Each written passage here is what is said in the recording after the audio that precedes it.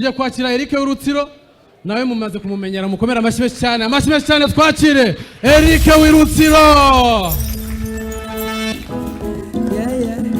Mushushula murakoze. Nitwe Eric w'Urutsiro mugo ni Nyagatare. Murabona abantu bakoresha WhatsApp cyane mugira imihindagano. Ejo bundi nagiye kubona munkize muri groupe ngabize Green Hills. Ndatekereza umuhungu w'Urutsiro kweri. Ariko groupe narayinjoyinze harimo abastari ba Debeni, harimo bandi bumuntu, ba Kivumbi n'abandi batandukanye. Noneho bapanga no guhura.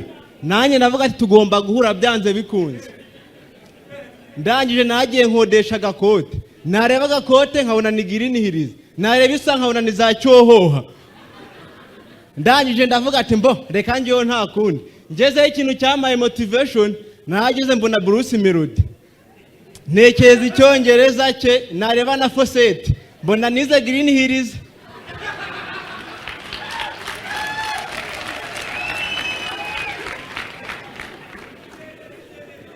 Noneho Bruce Melody kumbi yaje nk'umutumirwa.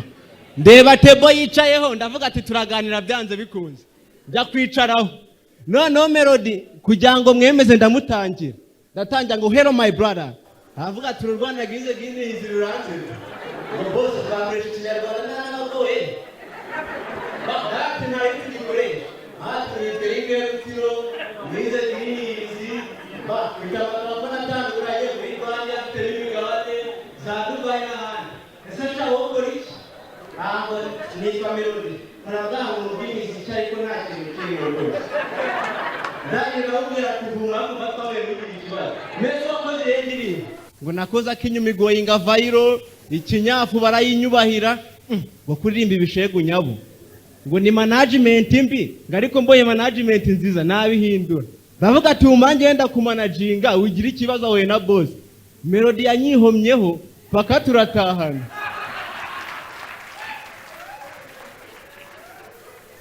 Arangije cya muri barabasi turigendera.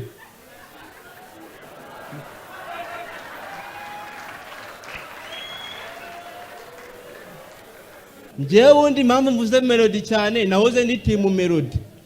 Ariko nabonye asoye indirimbo aramesha. Eta nibera team Debeni. Rega Debeni nubwo yasora ni indirimbo mbi. Ariko Debeni agiye urukundo. Niba uri umufana ukamwaka agafoto akabona hari umwenda wambaye nabi atite ahantu arawukwambika.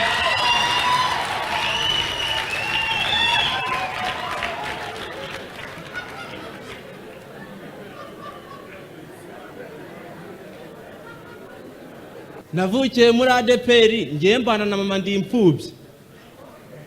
Noneho nkunda gusenga inshuti zanjye ngo umuntu ngana nkawe usenga ngo uri imanzi ntacyo uzigezaho. Mera agiye gusenga ku cyumweru rimwe mpamagara akobwa dukundana. Ngo uransura se ngo nta kibazo. Nanjye mva nagiye kuri pharmacy ngura kanini kugira mwemeze sha. Ndanakanywa. Maze kukaba muhamagaye arambwira ngo ntagakije. Mani naragenda remba. Numva imitsi mu maso. Mary yavuye gusenga asanga umuhungu we narembye. Ati se mwana wanjye wabaye iki? Ati Mary nta kintu nguhisha. Hari umukobwa wari ugiye kuza kunsanywa kanini. Mary ati mwana wanjye noneho umuntu usenga atangira guhamagara abagore basengana. Ngo alo ngo mwire mama Karari. Ngo Karari sarari ngo aze mubwire. Murakoze cyane twe.